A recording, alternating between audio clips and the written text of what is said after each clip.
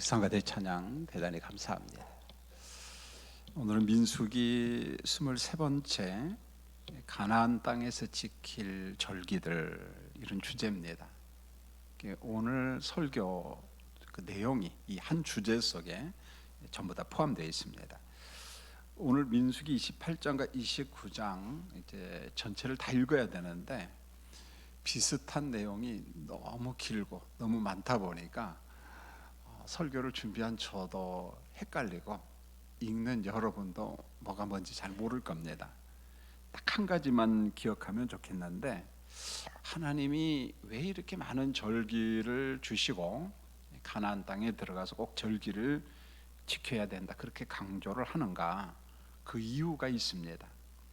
그래서 먼저 우리가 꼭 기억할 것은 민수기 28장과 29장에서 말씀한 이 절기의 쭉 종류들이 있는데, 왜 이것을 가나안 땅에 들어가서 지켜야 되는가, 이걸 강조한 이유는 여러분, 우리가 민수기 19장과 20장 사이를 보면 제가 이 설교를 하면서 그런 이야기를 했습니다. 사실 19장과 20장 사이는 아무 내용도 없어요.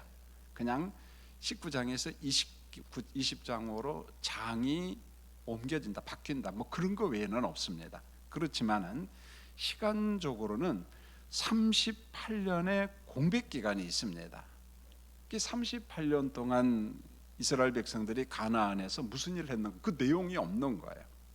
그래서 광야 방황 기간인데, 이 공백 기간에 이 사람들이 어디서 살았고 어디에서 장막을 치며 어떤 일을 했는가, 이런 기록이 없다는 거예요. 38년 동안. 자, 이때 백성들이 무슨 생각을 하냐면 이랬을 거예요. 혹시 우리가 가나안 땅에 들어가지 못하는 것 아닌가라는 그런 생각이에요. 여러분, 38년 동안 그저 막 방황하면서 여기다 텐트 치고 저기다 장막을 치면서 살아가면서 하나님과 소통하는 시간이 없거든요, 보면은. 그러니까 자꾸만 그런 생각이 드는 거죠. 야, 우리가 광야에서 다 끝나는 거 아닌가? 이 광야에서 가나안 땅에 들어가지 못하고, 이런 생각을 가진 겁니다.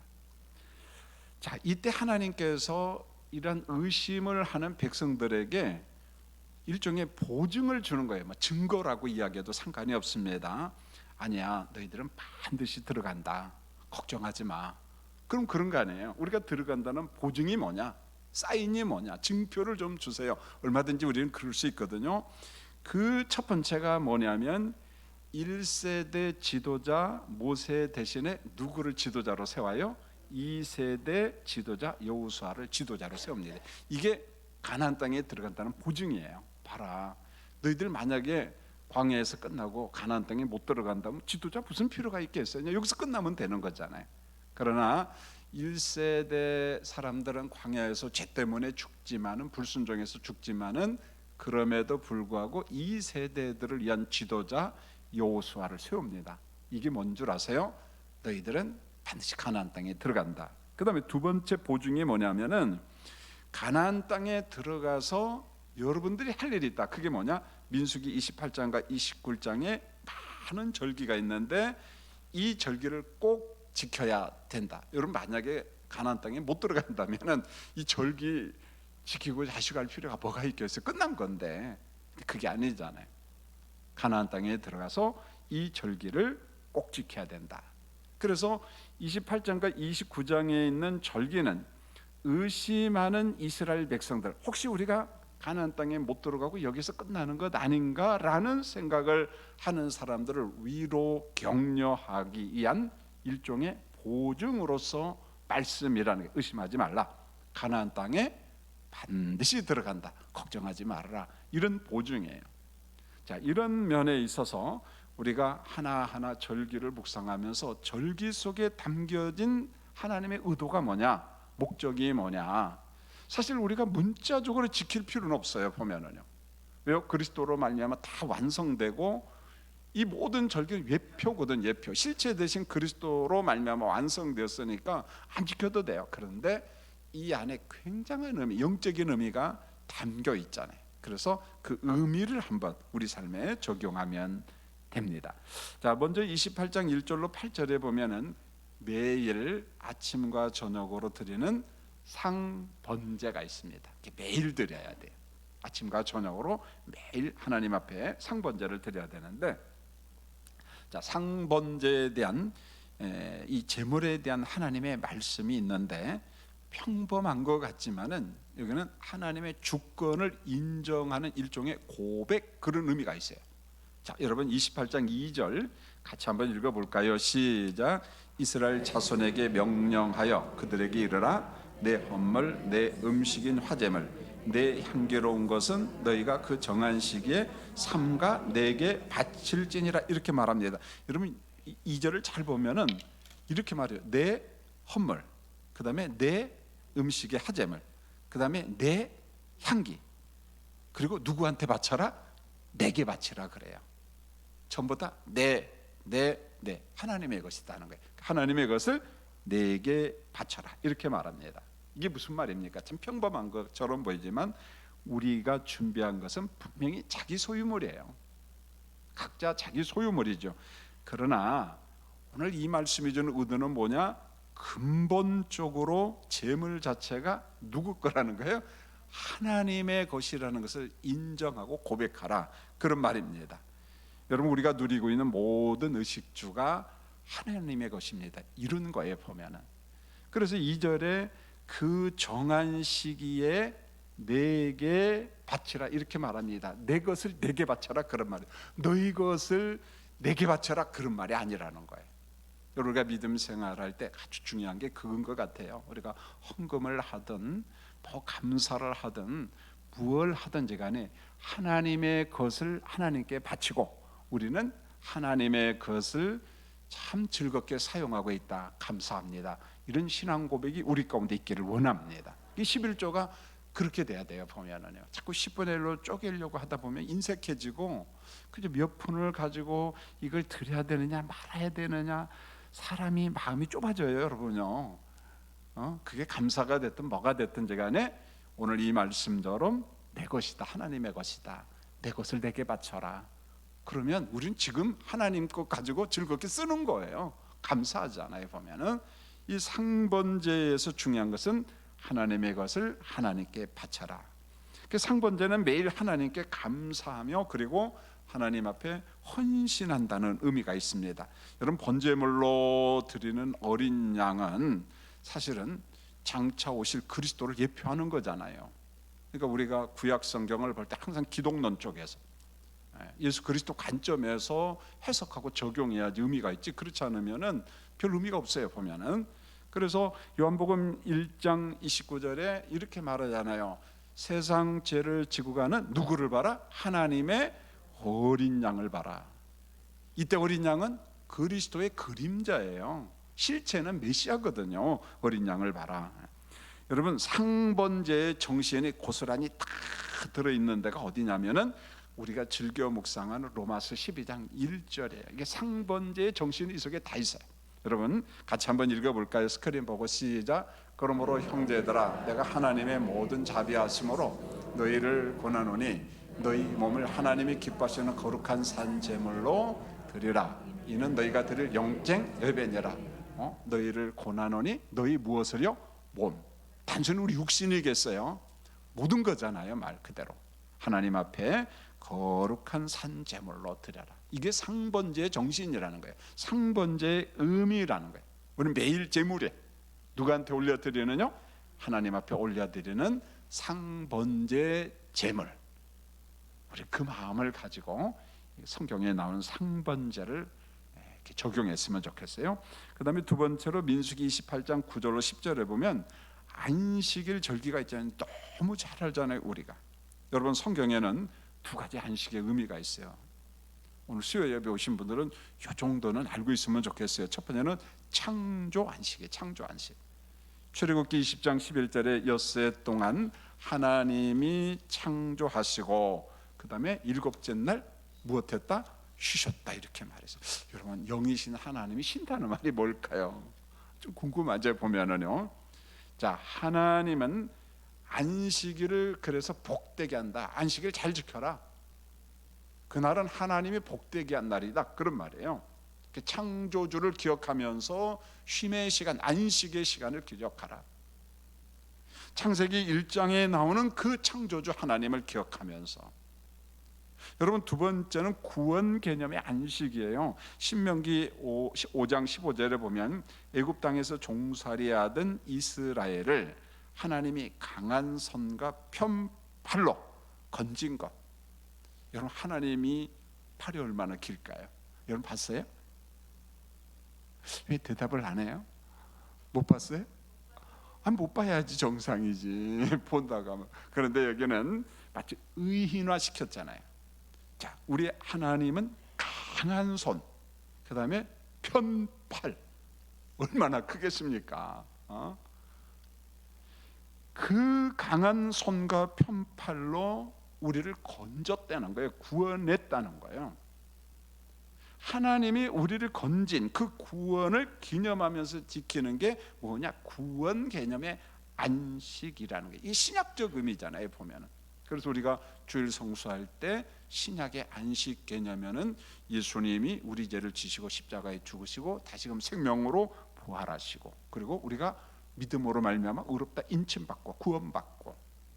자, 그러므로 우리가 은혜 시대에 주일 성수할 때마다 우리는 그 창조의 안식, 그 다음에 하나님께서 우리를 건진 구원의 안식, 그 십자가 부활, 창조도 생각하고 우리를 구원하신 그 하나님의 은혜도 기억하면서 그 예배 드릴 때마다 우리는 그 의미를 우리 삶에 적용해야 돼요. 그리고 감사가 있고 기쁨이 있어야 됩니다.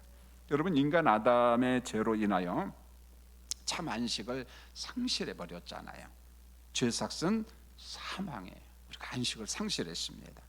그런데 잃어버린 안식을 찾아주신 분은 누굽니까? 십자가의 예수님, 부활하신 예수님. 우리를 속량하기 위해서 그리스도께서 죽으심으로 말미암아 상실한 안식을 그리스도께서 찾아주셨다는 거예요. 우리 영혼을 건져주신 거예요. 자, 이런 면에서 구약의 안식일은 항상 새 시대 안식의 그림자라는 거예요. 참 구원은, 참 안식은 누구로 말미암아? 예수 그리스도로 말미암아. 그래서 우리가 안식일 절기를 지킬 때마다 이걸 기억하라는 거죠. 보면은요, 이게 구약의 안식일 절기가 주는 의미가 뭐냐? 우리에게 참 안식을 회복시켜 주시는 분이 누구냐? 그래, 이 말씀을 가장 기가 막히게 우리에게 준 말씀이 그 유명한 마태복음 11장 28절에 성경은 이렇게 말하잖아요. 같이 읽겠습니다. 시작. 수고하고 무거운 짐진 자들아 다 내게 오라, 내가 너희를 쉬게 하리라. 누구한테 오래요? 그리스도에게. 그럴 때 우리를 무엇한다고요? 쉬게 하리라. 참 안식, 참 구원, 그리스도 안에서 이루어질 것을 말씀하고 있는 겁니다. 여러분, 안식일이 점점점 발전해서 성경에는 안식년이 나오고 희년절기가 나오잖아요. 결론은 뭐냐면 우리의 참 안식처는 어디냐? 우리 몸과 영혼이 완전 영생의 복을 누리는 곳은 이 땅이 아니고, 옛 하늘과 옛 땅 옛 바다가 아니라 계시록 21장에서 어디라고 이야기했어요? 새 하늘과 새 땅. 옛 예루살렘이 아니라 무슨 예루살렘? 새 예루살렘 성.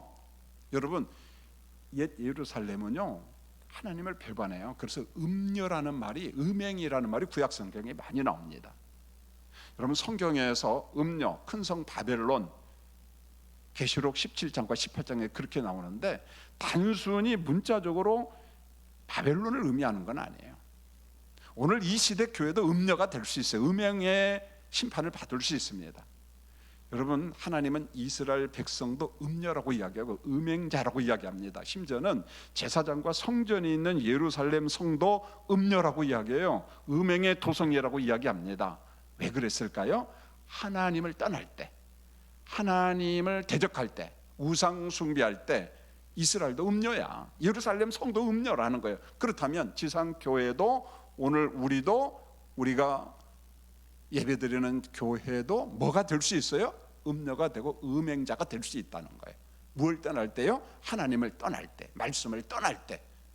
오늘 우리 시대에 그럴 수 있다는 거예요. 보면은요, 무섭잖아요. 보면은 결국은 우리의 참된 안식처는 어디냐? 그리스도 안에서 확보할 수 있는 새 하늘과 새 땅, 새 예루살렘 성, 하나님의 보좌로부터 생명수가 흐르고 생명나무 12가지의 열매를 맺는 영생의 복을 누리는 그곳, 바로 거기가 참 안식처임을 성경에서 말씀하고 있어요.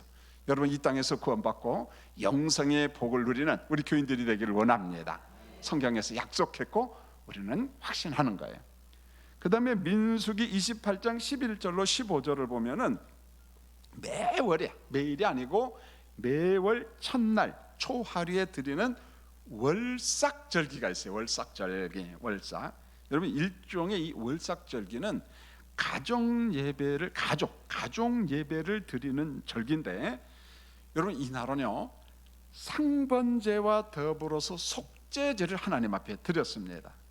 자, 그렇다면은 속죄제, 이 월삭, 그러니까 초하루 절기, 월삭 절기에 속죄제를 드리는 목적은 월삭이라고 하는 단어만 생각하면 돼. 월, 한 달. 그래서 지난 한 달을 지켜주신 하나님 무엇합니까? 감사합니다. 동시에 지나간 한 달의 과거를 용서받고, 우리가 살면서 과실이 많잖아요. 부족한 점이 많죠. 용서받고, 그 다음에 새로운 달을 살아가야 되잖아요.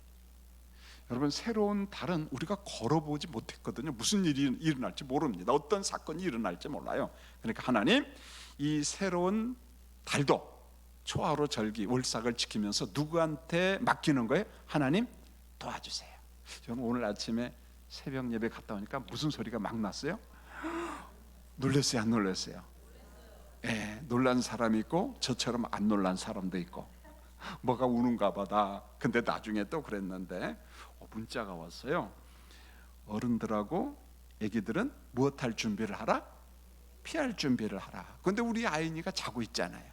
다른 데 가면 잘 자라 하고 조심조심 했는데 피하라니까 아이니를 깨웠죠. 뭐 그러니까 나중에 보니까 그것은 걱정 안 해도 된다는 문자였어요. 보면은요, 무슨 말입니까? 성경에, 아니, 우리가 찬송 내일 일은 알아요, 몰라요? 몰라요. 여러분, 월삭절기가 바로 이겁니다. 지난 한 달을 살아보고 하나님 과실이 많군요, 부족해서 그런데 감사합니다. 자, 앞으로 한 달을 살아가야 되는데 내일 일 모르니까 하나님께서 목자 되셔서 다 인도해 주세요. 절기가 그거예요, 여러분요. 절기를 지키면서 이런 의미가 담겨져 있다는 거예요. 그 다음에 사무엘상 20장 5절로 6절에 보면 월삭절기를 지킨 아주 대표적인 사람이 있어요. 사무엘 선지자가 지시를 하죠. 이렇게 좀 해라. 여러분, 다윗이 초하루 절기, 월삭절기를 지키기 위해서 사울 왕을 살짝 피해서 어디로 가냐? 베들레헴에 가요. 이게 뭐냐면 일종의 가족한테 가서 월삭절기를 지키는 거예요, 여러분요. 그만큼 중요한 겁니다. 월삭절기. 가족들이 함께 모여서 예배하고 하나님 앞에 절기를 지키는 거잖아요. 그런데 매월 첫날 드리는 제물 위에다가 나팔을 불었다 그랬어요. 여러분, 성경에서 해석해 주지 않으면은 이게 무슨 말인지 알겠어요, 사실은. 제물 위에다가 절기를 지키면서 막 나팔을 막 불어대면 이거 좀 이상한 거 아닌가, 이런 생각이 들 수 있잖아요. 그런데 민수기 10장 10절을 보면 이렇게 말합니다. 나팔을 불 때 하나님이 너희를 기억하고 있다는 것을 알라.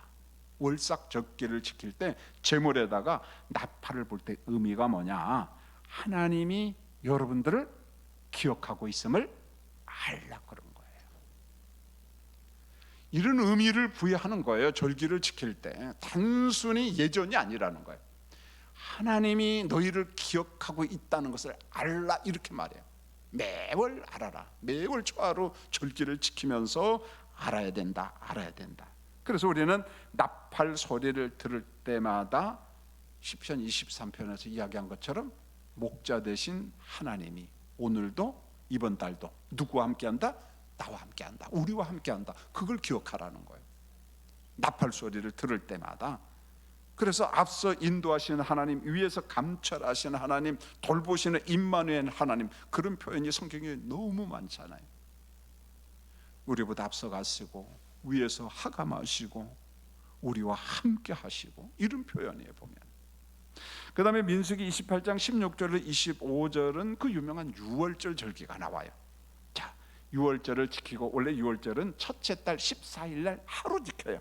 그리고 이어서 무교절은 7일 동안 지킵니다. 7일 동안. 여러분, 두 절기가 딱 붙어 있어요. 유월절하고 무교절은 붙어 있는데, 여러분 이것을 두고 은혜 시대에 있을 고난 주간과 부활절의 예표로 보고 있어요. 또 사실 그런 의미가 담겨져 있습니다. 여러분 보세요. 유월절이 뭡니까? 애굽에서 백성들이, 이스라엘이 몇 년 동안 종살이해서 약 430년 동안 고난의 기간이잖아요. 여러분 남의 집에서 종살이 해보세요. 아무리 잘 먹고 잘 살아도 종이야, 종. 자유가 없는 거예요, 보면은. 그래서 이스라엘이 애굽에서 430년은요 일종의 지옥의 상징으로 보고 죄의 소굴로 보는 거예요, 보면은요. 이와 같은 재앙에서 건짐받고 마지막 10번째 재앙, 죽음의 재앙에서 건짐받은 그 날을 기념하는 게 무슨 절기예요? 유월절이잖아요. 보면 재앙이 넘어갔다, 그런 말이에요. 결국은 유월절의 의미가 뭐냐면, 우리를 죄에서, 우리 그 죽음의 고난에서 우리를 자유케 하시고 생명을 건져내신 누구를 봐라? 예수 그리스도를 봐라. 유월절을 지키면서 예수 그리스도를 봐라. 여러분 이런 적용을 한번 해보세요. 우리 인생에 죽음과 같은 환경들이 있어요. 전부 다 있어요, 사람이라면은. 그런데 그와 같은 환경에서 건짐받은 은혜의 시간, 그것을 좀 논리비약하면 은혜의 유월절, 그렇게 말해도 돼요. 그걸 잊지 말라는 거예요. 자, 이런 겁니다. 보면은 여러분 건강이 무너졌어요. 야, 이거 내가 살 수 있을까라는 그런 생각이 들었어요. 그런데 은혜로 회복이 되었어요. 물론 이제 의료의 도움을 받죠. 보면 이런저런 도움을 받죠. 회복이 됐어요. 그게 건강의 회복, 건강의 유월절. 내가 죽을 수밖에 없는 질병에서 건너뛰었다는 거예요. 건너갔다는 거예요. 감사하잖아요. 건강에서 건진받은 거. 근데 사람이요 건강이 회복되면은 그 옛날에 감사가 또 잊어버려. 멀쩡해져요. 보니까 교만해지고, 교회도 잘 안 나와. 그럼 또 아파야 됩니까? 그러면 저주죠? 안 되죠. 여러분 이뿐입니까? 경제적인 난관에서 회복한 날, 얼마나 힘듭니까? 그 경제적인 난관 속에서 회복이 됐잖아요. 그것도 어떤 면에서 가난해서 회복되는 마치 유월절 같은 거예요. 여러분 신앙생활을 회복한 그런 날이 있잖아요. 오늘도 우리 대표 기도자가 우리 똑같은 마음이에요. 코로나 환경 많이 지나가서 이제 예배 드릴 수 있는데, 그럼에도 불구하고 어떤 이유인지는 모르겠어요. 그가 내가 아니니까 물어보고 싶어요. 하나님을 잊어버렸을까? 석관중앙교회는 길목을 잃어버렸을까? 별별 생각이 다 듭니다. 뭐 할까? 그 시간에. 근데 가끔 길거리에서 봐요. 인사합니다. 예수를 좀 안 잊어버렸으면 좋겠다, 그런 생각이 들어요. 여러분 이와 같은 사람 신앙을 다시금 회복해야죠. 그게 신앙 회복의 유월절, 그렇게 봐도 되겠죠. 보면은요. 이런 면에 있어서 수요 예배에 나오신 여러분들이 참 감사해요. 어떤 환경에서든지 우리 신앙을 아주 지키는 충성된 사람들이잖아요. 자, 그 다음에 민수기 28장 26절로 31절은 77절 이렇게 나와요. 77절. 여러분 무교절 중에 보리 첫 이삭을 하나님께 드리고, 이때는 요제로 드려요. 흔들어서 하나님 앞에 드리고, 그 다음 날부터 7주가 지난 50일째 되는 날, 밀의 첫 소출을 드리는 날, 요 날이 바로 77절이에요. 77절은 이름도 참 많습니다. 보면 자, 한번 정리하면 보리의 첫 수확 한 단을 드리는 날을 무슨 절기랍니까? 초실절, 처음 곡식을 하나님 앞에 드린다. 여러분 이런 거 시험 문제도 안 나와요. 지금 딱 듣고 잊어버려도 상관없어요, 여러분. 그런데 정신은 기억해야 돼요. 이게 첫 곡식의 열매를 우리가 누구한테 드리자는 거예요? 하나님 앞에 드리자는 거예요. 이 정신은 잊어버리지 말아요. 하나님 감사합니다. 내가 첫 월급 받았거든요. 오늘 장사를 하는데 사업을 하는데 첫 손님이 왔군요. 감사합니다. 이런 거예요 보면. 그 다음에 미래 첫 소출을 드린다고 해서 맥추절 이렇게 말합니다. 보리 첫 단을 드리고 7주 지난 다음에 지킨다고 해서 7 곱하기 7 뭐예요? 77절. 이건 잃어버리지 않잖아요. 77절. 그 다음에 50일째 미래 첫 수확을 드린다고 해서 오순절. 오순절날 성령이 강림했다고 해서 성령 강림절 이렇게 이야기합니다. 자, 이렇게 해서 이제 우리가 절기를 기억하는 거죠. 특별히 보리 첫 이삭을 드리는 이 날은 예수님에 대한 예표잖아요 보면. 그래서 고린도전서 15장 20절로 그 다음에 23절에 보면 죽음에서 부활하신 예수님을 부활의 무슨 열매예요? 첫 열매. 부활의 첫 열매이신 그리스도를 믿는 사람은 우리도 그리스도 안에서 주님이 재림할 때 어떻게 됩니까? 다 신령한 몸으로 무엇해요? 부활합니다. 다 신령한 몸으로 부활한다. 여러분 성경에는 부활이 두 종류가 있잖아요. 계시록 20장에 보면은 예수 믿다가 순교당하고 예수 믿다가 고난받고 죽고 뭐 이렇게 저렇게 해서 인침받은 성도들이 하나님의 보좌에서 살잖아요. 보면은 보좌 개념은 하나님이 앉아있는 보좌 개념도 있지만은 구원받은 백성들이 앉아있는 것도 보좌라고 이야기합니다. 보좌에 앉아서 12지파를 심판하며 마태복음 19장 28절에 그런 말이 있거든요. 우리가 심판자인가? 아니요. 참 심판자는 만왕의 왕 만주의 주신 그리스도밖에 없어요. 심판자는. 그런데 놀라운 사실은요, 그리스도께서 심판할 때 마치 보조 역할, 보좌 역할, 하나님이 부족하고 그리스도가 부족해서가 아니라 그러한 은혜를 우리에게 주신다는 거예요. 보면은요, 굉장한 거죠. 그런데 보십시오, 요때 하나님의 보좌에, 그러니까 구원받은 백성들, 그들을 일컬어 첫째 부활에 참석한 사람, 그렇게 이야기합니다. 그러니까 첫째 부활이 뭐냐면 내가 예수 믿고 구원받고 의롭다 인침받은 그 자체가 우리가 무엇 받은 거라고 성경은 이야기합니까? 부활이라고 이야기합니다. 둘째 부활은 뭐겠어요? 그러면은 누가 오셔야 돼요? 예수님이 재림하실 때 우리 썩은 몸이 신령한 몸으로 어떻게 해요? 부활하는 거. 그렇게 이야기를 해요. 계시록에서 그런 말씀을 합니다. 그런데 예수님이 부활의 첫 열매이고 그리스도 안에서 연합한 우리가 부활의 무슨 열매다? 두 번째 열매. 예수님이 부활한 것처럼 우리도 신령한 몸으로 다 부활합니다. 그 다음에 민수기 29장 1절로 6절에 보면은 일곱째 달 초하루에 지키는 나팔절이 있어요. 나팔절. 여러분 민간 용어로 보면 이게 정월 초하루예요. 민간 용어로 보면은 신년절기라고 이야기해도 상관이 없어요. 나팔을 부는 것은요, 한 해를 지켜주신 하나님 은혜 감사합니다. 그리고 앞으로 있을 새로운 한 해도 하나님 앞에 드립니다. 이런 거잖아요. 뭡니까? 초하루 월석하고 내용은 비슷합니다. 그래서 우리말로 이야기하면 이 나팔절은 송구영신과 신령 감사 예배가 섞여 있어요. 보면은요, 섞여 있는 겁니다. 그래서 나팔절에는요, 같은 날 세 종류의 제물을 드렸어요. 우리가 생각할 때는 이거 부담스럽다 막 그럴 겁니다. 그런데 이건 부담의 문제가 아니야. 조금 전에 이야기했잖아요. 모든 제물은 누구 거라고 했어요?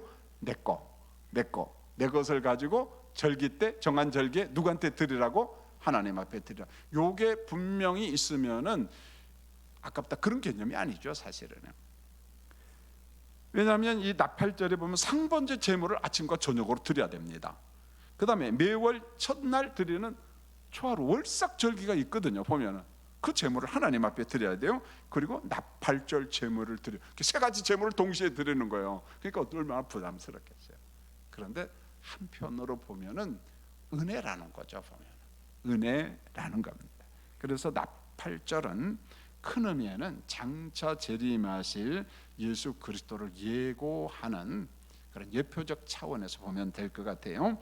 그 다음에 이제 민수기 29장 7절로 11절은 7월 10일 날 지키는 대속죄일이에요. 대속죄일. 여러분 대속죄일은 대제사장이 1년에 딱 한번 어디에 들어가는 거예요? 지성소에 들어가는 거예요. 이게 뭐냐? 국가적인 죄를 사함받는 겁니다. 큰 국가적, 우리 이스라엘의 죄를 하나님 용서해 주세요. 여러분, 개인의 거룩도 필요하고 개인의 어떤 그 죄 사함, 이것도 필요하지만은 동시에 민족적인 죄를 통해하는 대속죄도 대단히 중요하다는 거예요, 여러분. 우리는 기독교 국가가 아니고 종교 다원사회, 다종교가 많이 있기 때문에 우리 예수 믿는 사람들은 그랬으면 좋겠어요. 하나님, 대한민국이 한 해 동안 하나님 앞에 범죄한 과실을 용서해 주세요라는 그 마음, 한 해 동안 우리나라적으로 이 마음이 있어야 된다는 거죠. 보면은 그래서 민족적인 죄를 통해하는 날이 대속죄일인데, 이때 백성들은 뭘 했냐면 성막 밖에서 금식하면서 참회했다는 거예요. 하나님은 우리의 죄를 용서해 주시면서 먹고 마시며 흥청망청, 그게 아니라 금식하면서 하나님, 우리가 죄인입니다. 우리가 죄인입니다. 이 마음으로, 이 마음을 가져야 된다는 거죠. 그래서 대속죄일에 죽은 짐승은 백성들의 죄를 대속하신 그리스도의 보혈을 상기한 모든 걸 그리스도 관점에서 보면 되는 거예요. 보면 그렇게 보면 됩니다. 보면. 그러나 한 가지 기억할 것은 구약의 속죄 제사는 한 번으로 끝나나요? 계속 반복해야 되나요? 반복. 이것을 보면 구약의 속죄 제사는 완전한 것이 아니라 무엇입니까?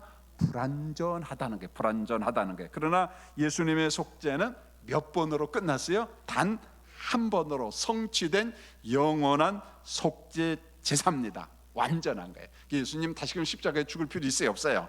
없어요, 여러분요.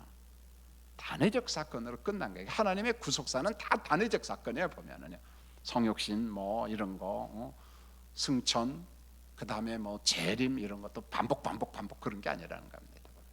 단회적 사건이라는 거예요. 그 다음에 이제 민수기 29장 12절로 40절 마지막에 절기가 엄청 많으니까 저도 이 원고를 지금 방송실에 줬는데 생략 막 그렇게 하면서 넘어갑니다. 왜냐하면 아무리 제가 은혜 받은 거더라도 여러분들이 은혜 못 받으면 재미가 없잖아요. 보면은요.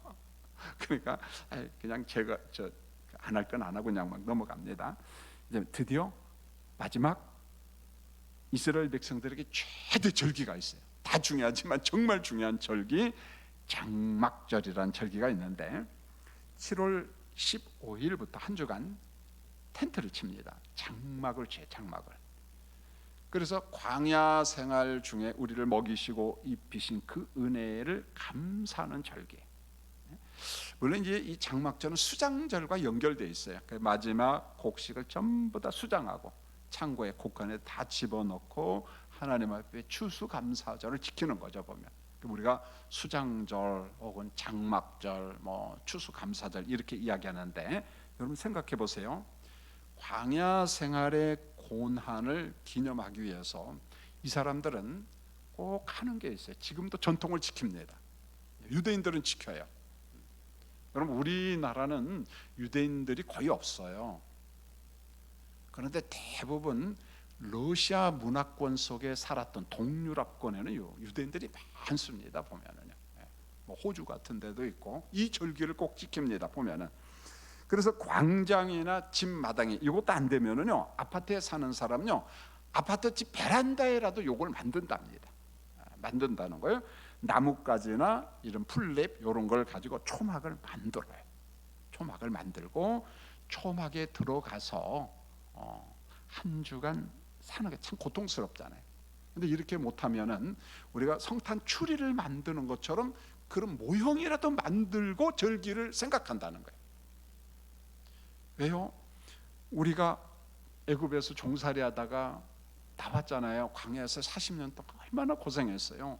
그리고 요단강 건너 가나안 땅에 들어갔자 이 모든 게 하나님의 은혜인데 이걸 어떻게 망각해요? 잊어버릴 수가 없잖아요. 보면은요, 너무 중요하니까.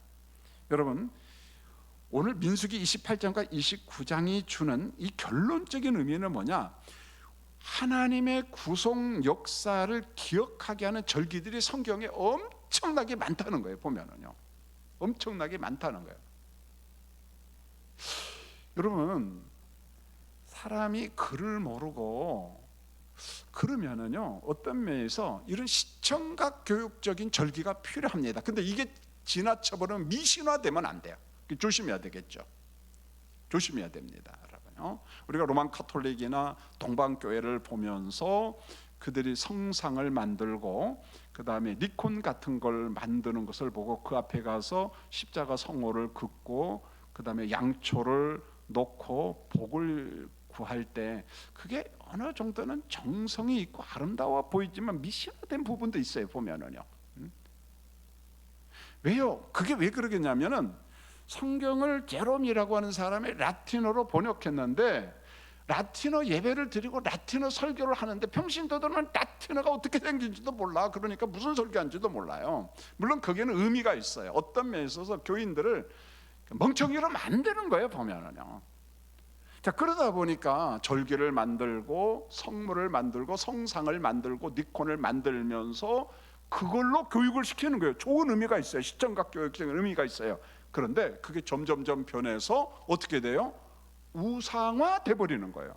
그건 위험하다는 거예요.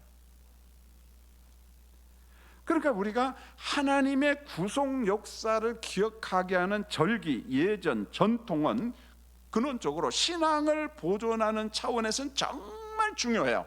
그런데 이게 미신화되는 것은 조심해야 된다는 거예요. 조심해야 된다는 거예요. 여러분이 그 유럽 여행 같은 데 보면 대성당 가잖아요. 가만히 보십시오. 아름답다, 그렇게 감탄하십시오. 그런데 가만히 보면은 거기에서 미신화에 젖어든 사람이 있다는 거예요, 보면은요. 양초를 불을 켜면서 거기에서 그들의 행위를 보면서 뭘 할까, 무슨 기도를 할까, 한번 가만히 생각해 봤으면 좋겠어요. 제가 한 가지 그 아제르바이잔 이번에 갔다 와서 제가 참 귀한 걸 발견했는데, 아제르바이잔 무슬림 국가예요. 거의 막 96% 정도가 무슬림이에요. 그러나 자유로워요. 의상 같은 거, 히잡 같은 거 안 씁니다. 쓰고 싶으면 쓰고 말고 싶으면 말고, 그런 거예요, 보면은. 그러니까 터키와 같은 어떤 세속적 무슬림이죠.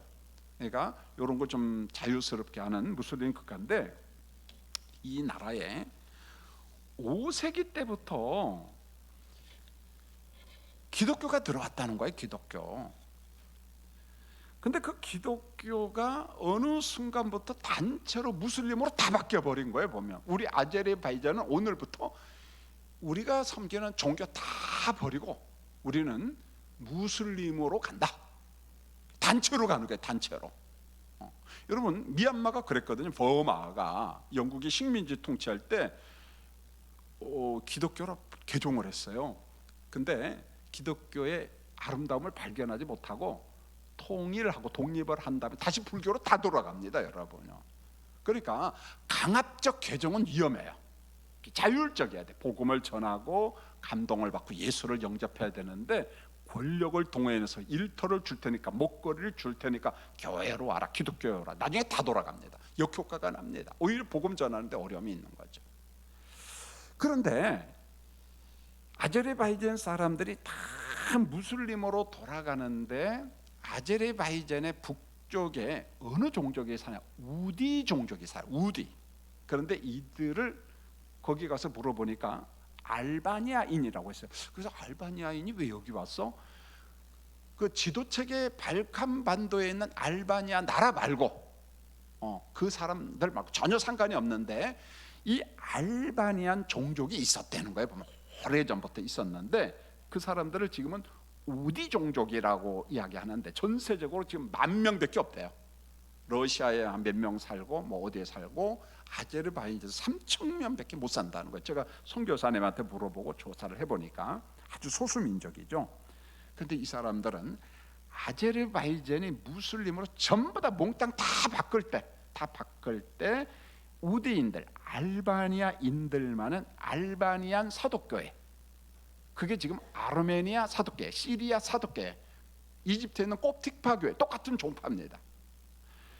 그 신앙, 그 기독교 신앙을 지금까지 1800, 1900년 동안 변함없이 지켰다는 거예요. 무슬림으로 다 개종할 때, 그러니까 온갖 핍박을 다 받았겠죠. 그 3,000명이 지금 아제르바이잔에 살고 있는데, 거기에 보니까 선교사님 꼭 가야 된다는 거야. 이게 뭐가 있는데 가야 되느냐? 이런 역사, 전통을 유지하는 우디 교회가 있습니다. 그러면서 보여주고 그 역사를 설명하는데 감동이 오는 거예요. 야, 다 개종했을 때 개종을 안 하니까 얼마나 핍박이 많았겠어요. 그 극복한 겁니다. 그런데 천몇백 년 동안 유존할 수 있는 게 아름다운 전통을 지켰다는 거예요. 절기를 지키고 기독교 지키고. 이 사람들은요 식문화도 다르더라고. 우리나라 같은 쌀, 그 안남미 같은 쌀이 아니고 우리나라 같은 쌀, 쫄깃쫄깃하고 찐득찐득한 요 쌀을 그대로 먹는답니다. 보면. 그러니까 아제르바이잔은 전부 다 무슬림이니까 돼지고기를 먹어요, 못 먹어요? 안 먹어요, 여러분. 그 무슬림은 돼지고기 먹다는 난리 나요, 여러분요. 근데 여기는 우디 사독교회니까 무슬림하고 상관이 있어요, 없어요? 없어요. 그러니까 무슨 고기를 먹어요? 돼지고기를 먹어요. 그러는 거예요. 돼지고기 먹고 싶은 사람은 여기 와서 먹어. 다른 데는 못 먹으니까. 아니나 다를까 돼지고기를 줬는데 맛은 없더라고. 보니까 딱딱하고 그냥. 그런데도 그런 전통. 그래서 제가 사진을 찍어왔어요. 여러분들 보여주려고. 자, 한번 사진 보면은 아제르바이잔 우디 교회라고 했는데 거기 보면 알바니아인 그런 말이 쓰여 있어요, 영어로. 저게 이제 러시아어고 하니까 저 러시아어는 모르니까 넘어갑니다. 그 다음 사진 한번 보면은 저게 이제 우디 교회, 우디 사도교회 사절이요. 우디 사도 동방교회 이렇게 붙입니다. 그 예전은 동방교 예전이 있기 때문에 입구입니다. 아주 이렇게 들어가야 됩니다. 자, 그 다음 안에 보면은 거기에 우리로 말하면 강단인데 빨간 휘장이 보이죠? 이게 지성소 개념이에요. 동방교회는 저 안에는 아무나 못 들어가요. 오로지 주교만 들어갑니다. 그러니까 대제사장만 들어가듯이 들어가는 거죠.